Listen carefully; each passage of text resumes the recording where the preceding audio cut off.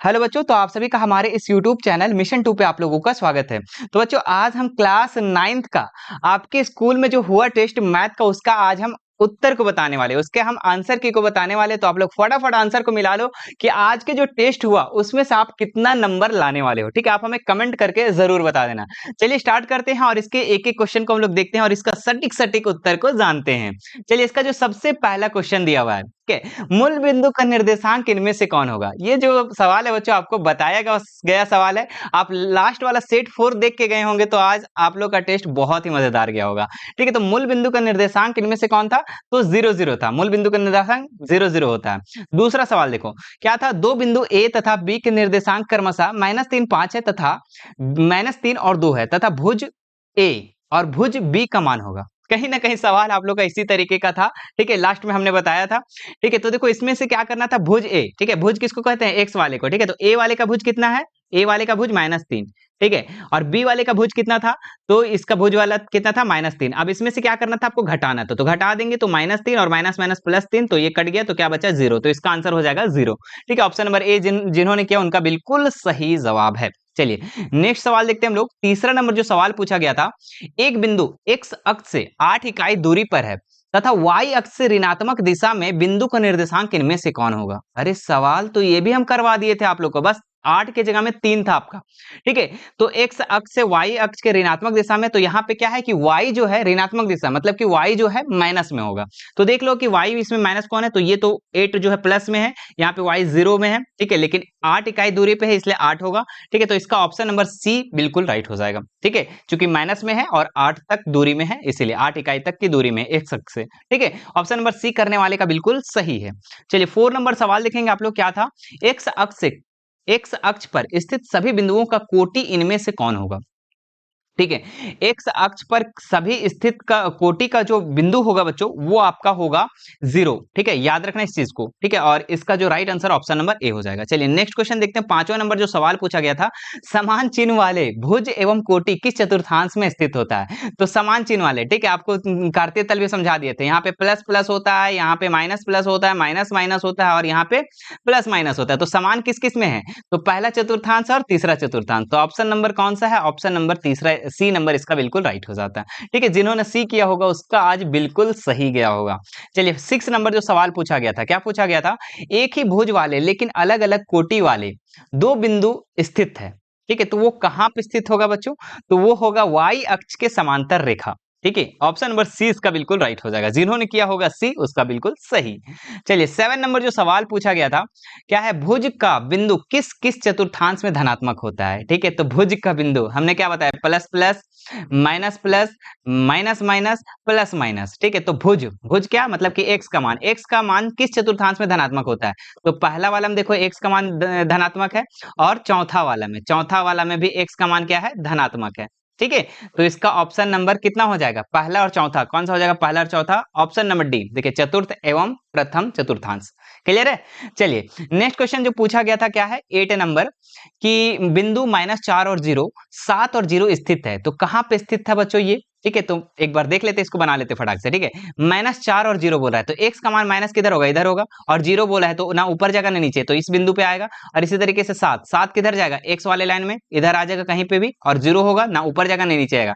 मतलब कि ये किस लाइन में है मेरे प्यारे बच्चों, तो ये एक्स एक्सिस लाइन में है। ठीक है, तो ऑप्शन नंबर ए इसका बिल्कुल राइट हो जाता। चलिए नेक्स्ट सवाल जो पूछा गया था 9 नंबर, यदि किसी बिंदु का कोटि शून्य है तब वह बिंदु कहाँ स्थित होगा। आपको बता दिए हम, बताए थे। ठीक है, कि किसी बिंदु का अगर कोटि 0 हो तो वो बिंदु जो स्थित होगा वो होगा एक्स एक्सिस पर। ठीक है, एक्स अक्ष पर स्थित होगा। ऑप्शन नंबर ए इसका बिल्कुल राइट हो जाता है। नेक्स्ट क्वेश्चन देखो, 10 नंबर जो सवाल पूछा गया था, एक बिंदु जिसका भुज और कोटि क्रमशः दी गई है तो किस चतुर्थांश में स्थित है। ठीक है, प्रथम द्वितीय तृतीय चतुर्थ। ठीक है, तो क्या है, प्लस और माइनस। ठीक है, आपको बता दिए हम। ठीक है, एक बार फिर से यहाँ पे बता देते हैं, ये plus plus, minus plus, minus minus, और ये प्लस माइनस, यही ना होता है जी, पहला चतुर्थांश, दूसरा, तीसरा, चौथा। अब यहाँ पे क्या है, प्लस और माइनस है, तो प्लस माइनस किस में, तो चौथा चतुर्थांश में है सर। एक्स का मान प्लस में और वाई का मान माइनस में। तो चौथा चतुर्थांश कहाँ है? जल्दी बताओ जल्दी बताओ। तो ऑप्शन नंबर डी, ठीक है, ऑप्शन नंबर डी इसका बिल्कुल राइट हो जाएगा। ठीक है, सी लिखा हुआ है लेकिन डी होगा क्योंकि वो मिसप्रिंट है। ठीक है, नेक्स्ट सवाल देखो यहाँ पे 11 नंबर जो सवाल पूछा गया था, एक्स अक्ष से बिंदु 4 और 3 को लंबवत दूरी है। ठीक है, तो देखो ध्यान देने वाली बात है। ठीक है, ये आपका कार्तीय तल हो गया। ठीक है, और 4 और 3 बोल रहा है। ठीक है, तो 4 आपका एक्स वाले लाइन में 4 किधर आएगा? 1 2 3 4, मतलब कि यहाँ पे आएगा। और 3 ऊपर जा रहा है मतलब कि y की तरफ। ठीक है, 3 चला जा रहा है मतलब मान लो ना 3 होगा यहाँ पे, है ना, 2 1 इस तरीके से यहाँ पे होगा। तो इसकी लंबवत दूरी कितना है? तो 3 है। लंबवत जो दूरी है वो कितना है? 3 है। तो ऑप्शन नंबर बी इसका बिल्कुल राइट हो जाता है। चलिए नेक्स्ट सवाल देखते हैं हम लोग। क्या बोला गया था 12 नंबर जो सवाल में, निर्देशांक अक्षों का प्रतिच्छेद बिंदु क्या होता है? तो बताए थे हम कि कार्तीय तल में जो होता है एक एक्स अक्ष होता है और वाई अक्ष, और दोनों का कटान बिंदु मतलब वही प्रतिच्छेद बिंदु, वही उसी का बात कर रहा है। ठीक है, उसको हम लोग क्या कहते हैं? मूल बिंदु। क्या कहते हैं? मूल बिंदु। ठीक है, तो ऑप्शन नंबर इसका कहाँ है? ऑप्शन नंबर डी इसका बिल्कुल राइट हो जाता है। ठीक है, चलिए नेक्स्ट सवाल देखते हैं हम लोग। क्या था यहाँ पे? बिंदु 0 - 6 कहाँ स्थित होगा? ठीक है, तो 0 और -6। ठीक है, तो ये देखो कार्तीय तल 0 बोला है तो 0 यहीं पे हो गया एक्स वाले लाइन में, और -6 मतलब कि ये कहाँ चल जाएगा? नीचे आ जाएगा, है ना, नीचे आ जाएगा ना माइनस में। तो इधर कहीं ना कहीं इधर आ जाएगा। तो वो किस लाइन में है देख लो? एक्स अक्ष पर, वाई अक्ष पर, वाई अक्ष के ऋणात्मक, हाँ बिल्कुल वाई अक्ष के ऋणात्मक में है।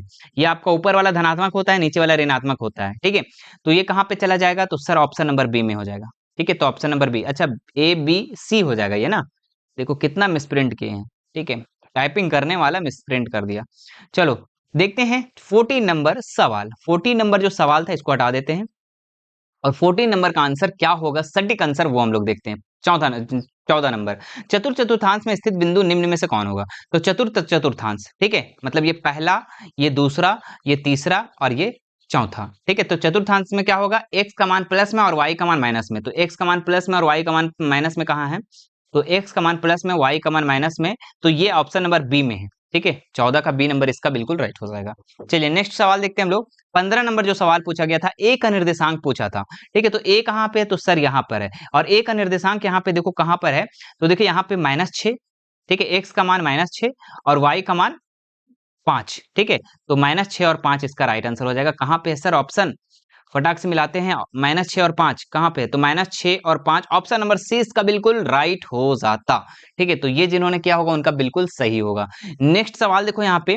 ठीक है, आकृति में -3 और 5, -5 का निर्देशांक कौन सा बिंदु प्रदर्शित करता है? ठीक है, तो -3 और 5 पूछ रहा है। तो -3 और 5 कहाँ पे है? तो सर -3 और 5 यहाँ पर है।